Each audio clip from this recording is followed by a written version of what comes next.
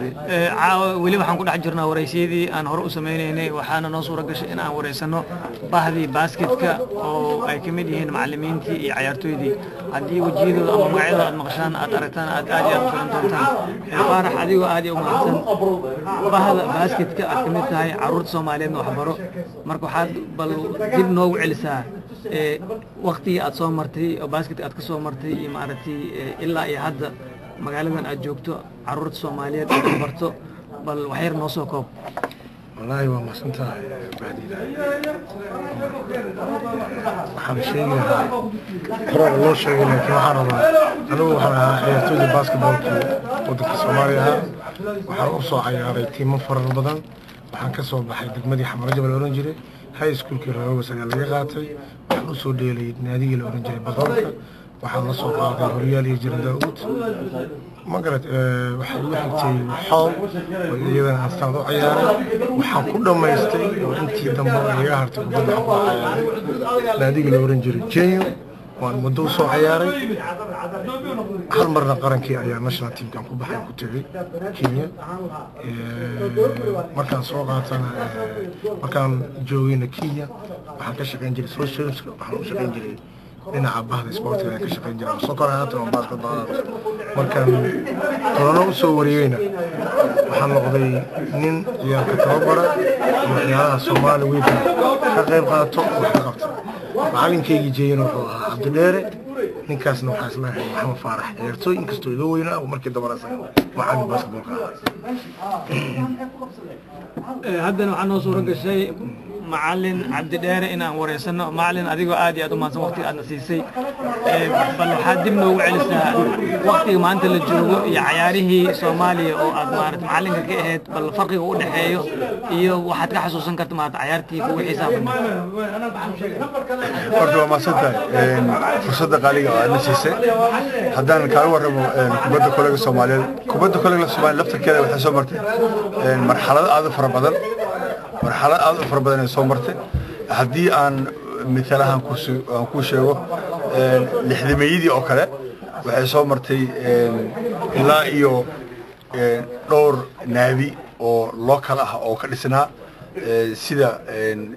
Centro Sportivo oo kale Orfan oo kale College Ferrara oo kale waxay ahaayeen naadiyo kaas Italia oo kale waxay ahaayeen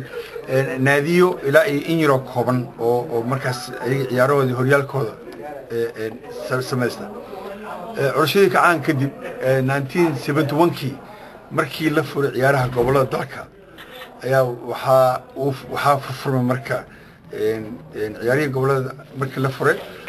ciyaartooy fara badan ka soo baxday marka ciyaaraha dugsiga sare sidoo kale ciyaartooy gobolada ciyaartooy fara badan ka soo baxday marka waxa ku xigtay jirooyin labaad oo ahaa dhismaha naadiyada heerka koowaad ee dalka oo markaas laga soo marka taas oo dhalisay in ciyaarahaasi oo ah dugsiga sare ama ciyaarahaas oo ahayn ciyaaraha gobolada taas oo dhalisay in la helo ciyaartooy aad u fara badan iyo dhismihii naadiyada marka oo heer koowaad ilaa iyo markaas gaaray 12 naadi oo suuba dheelitiran runtiina tartamo horyaaladii oo caanka waddanku ahaa ciyaartooy fiican oo matali karta xulka qarankana ay soo baxeen marka aniga waxaan nasiib wanaag aan ka mid ahaa dhalinyaradii markaasi oo ciyaarihii gobolada ku soo baxday isla markii aan soo baxayna ka soo qaybgalay naadiga sporting ee wasaaradda hawlaha guud ee Jenyo sidii aan markaas naadigaas aan ka mid noqday ciyaartooydiisa ayaa markii dambe u noqday tababare ilaa markii dambe ilaa iyo tababare heer qaran saasa marka ciyaarihii waddanka aan kaga soo baxay Soomaaliya macallin Cabdi markii aad timid magaaladan Toronto waqti yar ka bacdi waxa bilowday inaad tababarto carruurta Soomaaliyeed gaar ahaan dhalinyarada ilaa iyo haddana aad ku jirtaa marka carruurta aad tababarto ilaa iyo hadda carruur ilaa heer ka gaartay maaragtay tababarkii aad siisay ma jiraan وما صدق عثمان مرك أوريسا مركان جو سوماليا وأقونتي ما دام إهيد كبده كوليجا إسلا مركز سبحانه معلم دكتور وحن كصباح كل يدو حبرشة إلا فوله 84 marka anoo kulliyadda waxbarasho level ka soo baxay oo macallin ah isla markaasna ah tababare oo basketball ahaa markii aan waddanka soo tegay oo aan imaaday magaalada Toronto aan ku soo degay waa laba xirfad oo aqoon ah oo aniga aan leeyahay oo aan ugu talagalay marka inaan uga faa'iideeyo ubadkii dhalaanka Soomaaliyeed oo aan magaalada ugu imid marka uu horeysay waxay ahayd marka ciyaartoydii waaweyned iyo raganaga odayaasha inaan isku wada imaano oo aynu annaga iska tababar iyo aqoon annaga aan wada ciyaarno oo isku wada imaano isla markaasna wax alla wixii aynu isdhaafsan karno aragti ahaan aqoon ahaan oo aanu isleenahay maxaa nala gudboon maadaama aynu nimin waddankii marka waxaa nala gudboon inaan u gudbino aqoontanada gaar ahaan kubadda kolayga dhalaanka Soomaaliyeed ee faraha badan leh marka sidii daa odagu sheegay wuxuu ahaa charity waynu guriga horta ka bilaabmaa erigaas wuxuu eriga daa maxamed farac sheegay waa runtiisu sababtoo anigii oo aaba ah oo lix carruur leh haddii ubadkayga ay u baahan yihiin isboorti oo anigii aan magacaan aan sheegto inaan ahay tababare oo isboorti ah ubadkaygina ay ka baahan yihiin soo dhawaato maaha markaasoo marka aniga aan yidhi okay waxaan deganaa Lawrence Heights Community Centerka isla markaasna waxaan tegay Community Centerka markaan fiiriyeyna oo lagu shaqeysay waddankan schedule-kii gabadhii markaas maamulka haysan weydiiyey waxaan ahay tababare ubad fara badanna ku haynaa xaafadda waxaan rabnaa nasiisid marka space aan ku tababarno alxamdulilah rabbil caalamiin meeshii marka bilownay inaan nasiiso space tababarkii iyo ubadkii Soomaaliyeed oo markaas deegaanka deganaa iyo qaar kale oo muslimiin xataa ajnabi ahaa oo ayagana u baahnaa in ay nagu soo xirtaan si aan ubadkooda u tababarno marka saas ayay ku bilaabmeen waa way back 90-meedii ilaa iyo haddana marka in muddo ah oo aynu soo wadnay dhalinteedii maantana wayba kasii fiican tahay kooxo fara badan ayaaba deegaanada Toronto gaar ahaan aan deganahay ilaa iyo 6 kooxood oo meel lagu tababaro carruurta ayba ka samaysmeen oo aynu horyaal kii kuwaad aanu qabanay haddana waxaan mar labaad horyaalkii labaad ayaanu qabanay haddana waxaan u soconaa insha Allah taala horyaalka saddexaad inaan qabano gabdhaha iyo wiilasha labadaba waxaa kaloo noo suura gashay in aan wareysano ciyaaryahan maxamed faarax waasna ka mid ahaa ciyaartoydii basketka iyo marna ahaan jiray macallin tababare kana mid ahaa ciyaartoydii xulka qaranka maxamed adigoo aad iyo aad u mahadsan bal xusuustaada adoo dib u celinaya maxaa nooga sheegi kartaa ciyaarihii aad soo martay iyo ciyaartii kugu xisaab badneed horta aad baad mahadsantihiin caawan runtii waxaan garabkayga fadhiya macallinkayga meeshaan fadhiya horta markii dambe inkastoo aanna macallin aan ahaa horta runtii ana ciyaarihii gobolada 76 waxaan ka qayb galay gobolka Bay kadibna waxaan ku biiray naadiga boostada isgaarsiinta kadibna waxaan ku soo biiray naadiga leeyahay LBB oo muddo aan ciyaaray ilaa jilka ka dhaawacmo markaas waxaan aaday qaybtii kale oo ahayd inaan tababar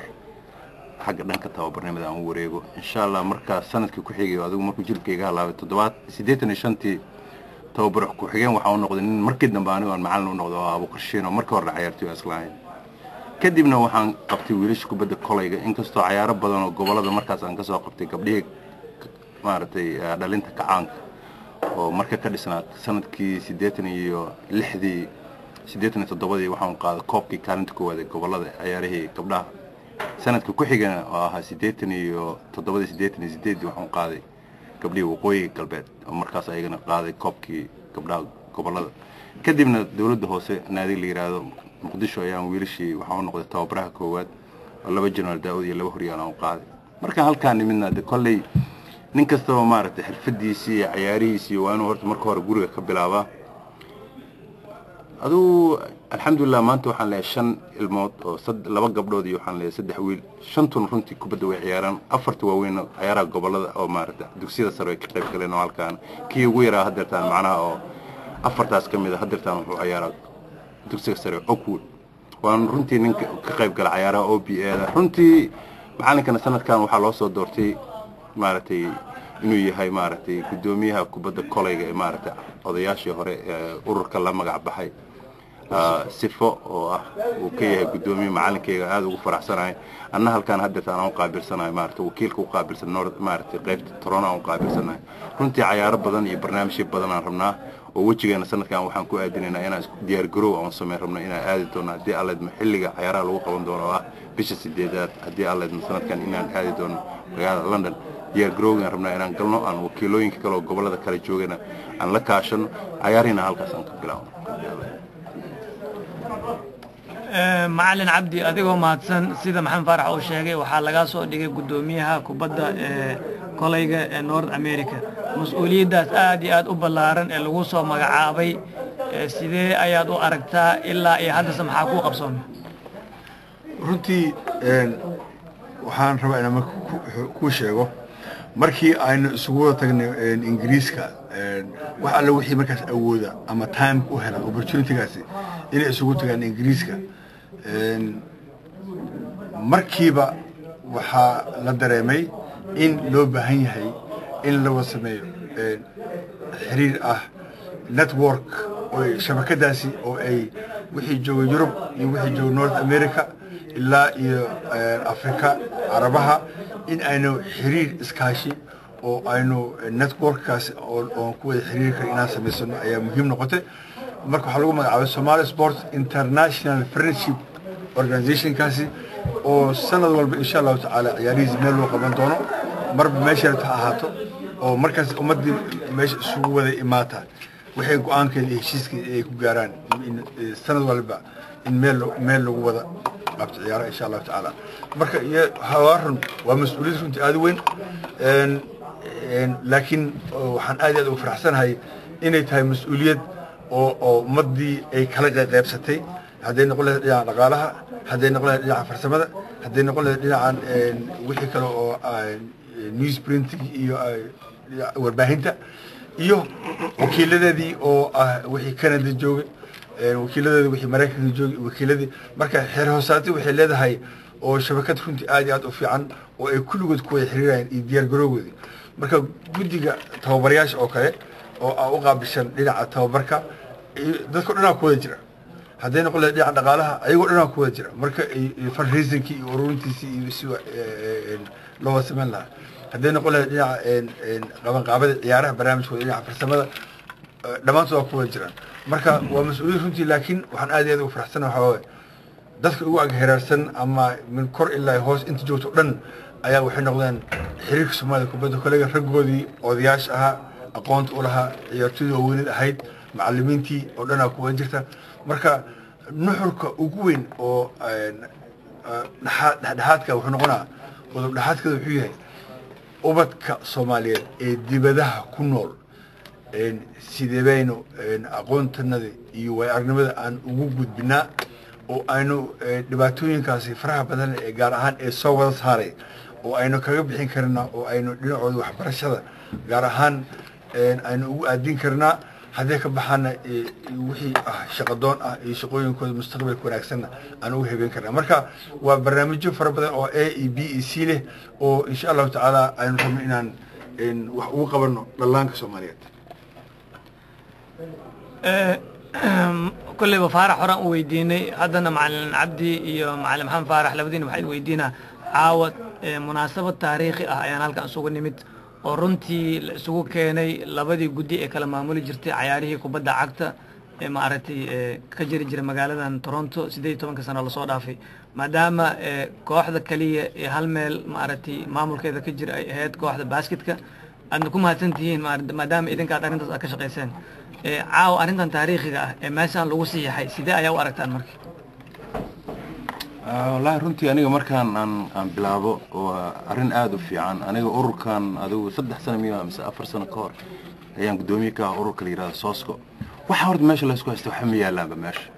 dadku iyaysan u arkin maaragtay in meesha wax yaalaan meeshan waxa weeye dhalinyaro yar oo maaragtay la rabo maaragtay inay hawsha qabtaan oo odayaashii rabaan inay xilkii maaragtay ayagana sii hayaan meesha waxa weeye in maaragtay dhalinyarada loo daayo hawshoodii waa la wada duqoobay waxa weeye meesha problemka horta waxa ka baxay wax la yiraahdo maaragtay ciisidii iyo ixtiraamkii iyo nidaamkii meesha ka baxay horta odayaasha laftigooda waxay leeyihiin maaragtay xushmadooda iyo maaragtay karaamadooda in la soo celiyo dhalinyaradana waxa loo baahan yahay laftigooda in ayagana hawsha inta wax laga siiyo ay hawsha qabtaan annagiina maaragtay odayaashii maaragtay dad maaragtay xilkii wiilashii maaragtay ka tanaasulayo oo maaragtay dhalinyarada yararka inay shaqeeyaan u ogolaad inaan noqono laakiin runtii caawa meeshan waxaan ku arkay waa wax aad u faro maaragtay u qurux badan markay noqon lahayd hadday noqon lahayd maaragtay ciyaartooydii hore hadday noqon lahayd ciyaartooydii maaragtay dhalinyaradii cuslaatay ama kuwa cusub hadday noqon lahayd odayaashii hadday noqon oo ugu weyn yahay odaygii Duqtuka iyo Maxamed Faarax Dabdamiska waxa kaloo caawa haddana aad aan ugu faraxsanaa runtii aan arkay maaragtay community ayagana laftooda meesha raba inay dhalinyaradii maaragtay taageeraan ama odayaasha taageeraan ama dib heshiisiinta ay ka qayb galaan dadka dhexdhexaad runtaan waxaan u arkaa waa wax maaragtay hore loo fiican oo hore la rabo in maaragtay looga socdo maaragtay wax beej cusub inta loo bilaabo cayaarahan sanadkan cayaaraha isku meel lagu wada qabto haddii alla idin haddii aan anigana aan ku soo boyo arrintaasi runtii horta marka u horeysa waxaan jeclahay inaan tacsi u diro allah u naxariisto faarax wixii cadow sindiko oo runtii ahaa aabihii ka qayb qaatay barbaarinta dhisidda iyo maamulka xiriirka kubadda kolayga soomaaliyeed soomaali ahaanna heer afrika iyo adduunkaba darajooyin fara badan ee kubadda cagta ahayd ka gaaray marka waa oday naga baxay samir iimaan allah naga siiyo waxaana tacsi u diraynaa dhammaan qoyskii iyo heladii iyo qaraabadii faarax wixii cadow sindiko ugu geeriday taas horta marka ugu horreysay oo aan jeclahay inaan aan u diro magac isboorti ahaan iyo magac xiriirka kubadda kolayga ahaanba insha allahu tacaala iyo dibadda haddii marka aan usoo laabto arrinta caawa ka dhacday xafladda tan quruxda badan leh ee raggeedii odayaasha ahaa oo isugu wada imaadeen kubadda cagta ay isugu wada imaadeen waa runtii arrin aad iyo aad farxad weyn u leh